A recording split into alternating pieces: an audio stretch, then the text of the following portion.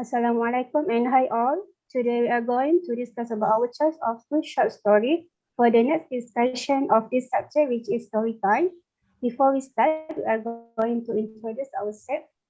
Hi again, my name is Fathiah Zuhaizat and my check number is J46202.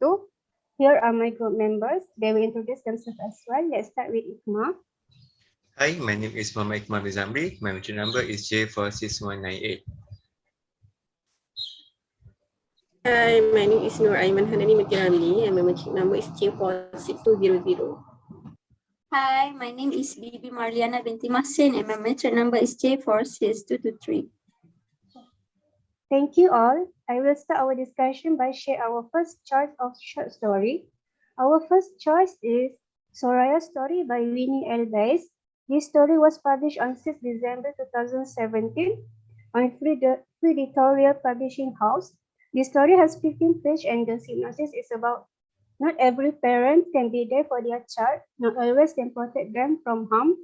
What happens when it is out of your hands? What will you do next? This short story explains the situation of my daughter Soraya. As a family, we have overcome many obstacles to be where we are now. This story will make you live the words of mothers suffering from the injustice that happen every day. Now, let's jump into the next story. Iqmar, please share the second story as well. Thank you, Fathiah. Our second short story is about The Devout Friend by Oscar Wilde. This story was published on 11 November 2021 on Free Editorial Publishing House. The story has 11 pages and the synopsis talk about the two main characters in The Devout Friend, a poor man known as Little Hans and a rich miller. The miller claims to be a devout friend of Little Hans. In truth, she selfishly takes advantage of Little Hans at every opportunity. Little Hans' desire to remain the miller's friend ultimately prove fatal for him. So that's our second short story. In your view, why we choose these two short story? Hanani? Thank you, Iqmar. For my opinion, for short story one, which is The Devoted Friends. The Devoted Friend is a lesson to be learned.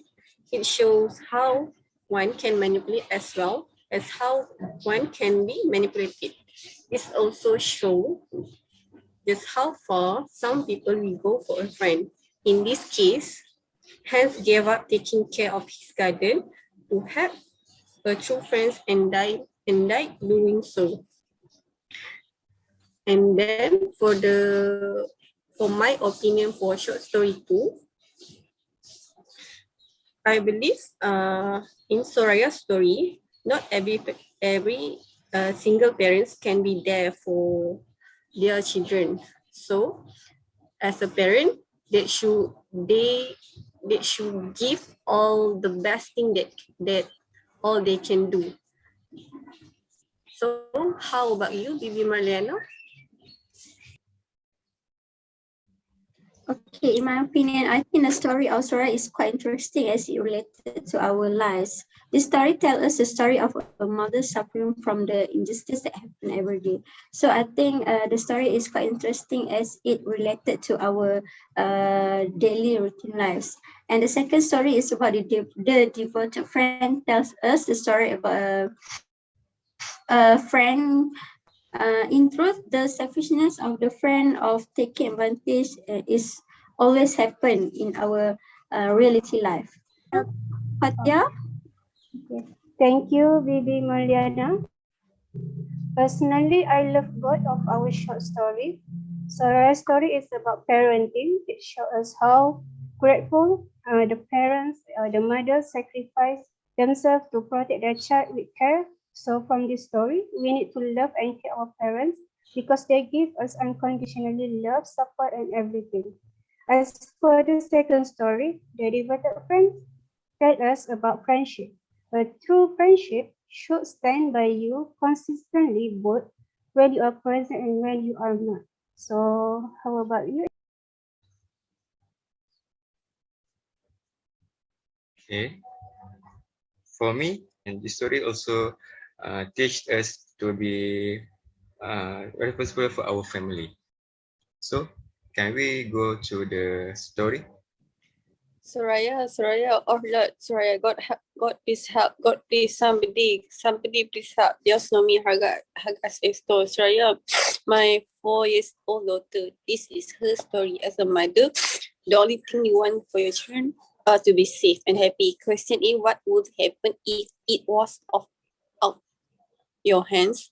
What if you really couldn't do anything? What if it was not up to you? I am Angela, mother of 5 lovely girls. What would have thought this will ever happen? A life-changing moment. Puerto Rico on 20 October 2015, our life changed forever. That morning was one of the worst moments of my life. Waking up to the same routine every day, taking care of your babies and making sure they were as comfortable as possible. That morning, my routine as a normal mom was died. 9:45 a.m. I heard my name being called in the intercom and ran toward the doors. The doctor walked me over to a small room at the end of the hall. I decided to keep standing as everyone sat down. We finally stabilized her, but you need to be strong. My heart and mind filled with so many questions. They finally let me see my Soraya. As soon as they opened the door, I fell to the floor with a silent scream of pain in my heart. My eyes filled with tears and body weak. My Sarah was intubated. She had so many unexplained cables all over. I got up and rushed towards her. God, why? Why do you have to do this? My head hurt so much. I hit the wall and everyone in it. I tried finding a way to help Sarah, but there were so many things on her. I just didn't know what to do. The doctor finally came in the room and spoke about Caesar, HIE, and what's not. I just couldn't believe anything that was going on. I was in denial. In 17 November 2015, early morning, three doctors walked in and asked to speak to me in the conference room. The first they told me they had something very important to tell me or ask me. Mom, we are truly sorry for all the horrible treatments that and the way we treated you. You deserve to know what your daughter has, but we just don't know. My face dropped. I felt a small sense of peace in my heart. This doctor had made me feel as if it had hurt my baby. The feeling I felt was horrible, the most atrocious feelings any human being can feel. As they keep on speaking and they started a new topic. Mom, are you ready to save your daughter's life every day? My heart skipped a beat for a minute. Of course, I responded. They all looked at each other and asked me if I had any question. I had so many uncountable questions. I was beginning to think it was a joke question. What do you know? Your daughter will need plenty of medical equipment and you will need to have a specific care for her. I know, I said. As soon as I answered, they just came out with the real topic of this conversation. Tracheostomy and gastrostomy. What is that? I asked. The only thing they gave me was something to explaining what they wanted to do to my baby. I guess they thought I wouldn't not read it through. I did, of course I did. That afternoon, Bruce walked in. We had to leave our babies with my grandmother for the time being. It was such a heartbreaker for me not being able to meet all my children. The only thing my husband did was help me, not asking questions. I spoke to him about what was really going on.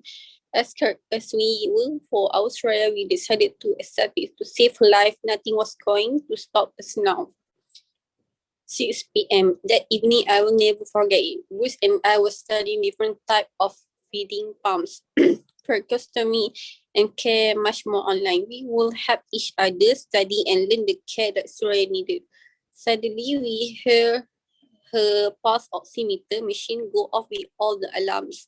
As we ran back to her room, Suraya started throwing up by mouth, nose, and throat. Bruce and I rushed to help her by putting her on a side sectioning mouth, nose, and trash. At the same time, Bruce was calling 911. Remember, we didn't know how to stop what was happening to her.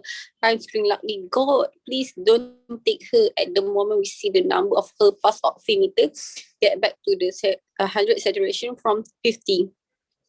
The paramedic have arrived and took us back to the hospital.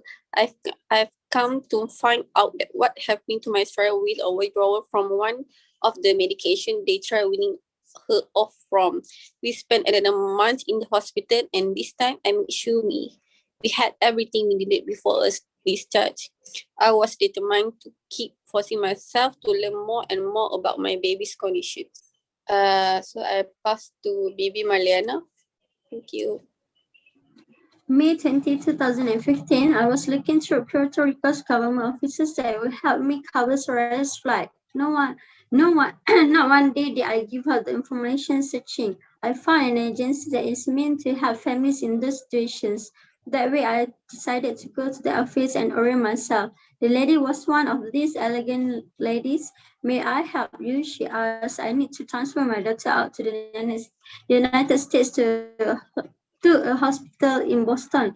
She looked at me oddly and said, "What do you want me to do? Please help me help my daughter. Do you have doctor referrals?" "No." "Then I cannot help you. Please, this is for my baby. I need your help and I know you can help me." "Sorry, you need the right paperwork and it will take a month. I know you can help me. I will let you right now that I will not give up," I exclaimed. Sorry, but you will be wasting your time," she answered. "I will come to your office each day and beg you to help me," I responded. "Go right ahead," she answered. As I walked out of, of her office, I had such a strong feeling in my heart, the feeling that I knew I was going to accomplish my goal. I had walked back to that lady each time I could just to make sure she knew I was there. I was not giving up. For a hospital stay at the hospital, I see that doctors are asking many questions and trying to figure out their new patient. Thank God I had all the medical records for Soraya. The doctors started making changes to Soraya's care and even changed and type of track and G-tube. The equipment Soraya was using was literally from 10 years ago, according to these doctors. There was a positive change already. They were surprised at how much I knew of Soraya's care. At the breaks, I would call Bruce and update him on everything. He was very happy. At the time, I started seeking different types of help and applied for them. I was approved and kept moving up little by little. Social workers and case managers were very happy to see how I managed. While Soraya was still admitted, I stayed at the McDowell's house. What a great help! I was feeling rested and ready to take her on another day. A week later, Bruce and little Glenn came over to Philadelphia and stayed at McDowell's house too. Soraya was admitted for over 2 months before we were discharged. We finally found a place to stay with a friend, and I will always thank them for sheltering in my family. Soraya could not be discharged anywhere but to a facility where we had to complete our training. It took us 6 months to finish our training, not missing a day. We would we would walk 2 hours to get there. It was well worth it. Bruce and I finally met our goal of doing a 24-hour shift in order to conclude our training. Thank God Bruce's parents were there to help us with the little Glenn. His parents stayed for 2 weeks and made sure we were fine for them to return to Puerto Rico. We were ready. We had finally saved enough to rent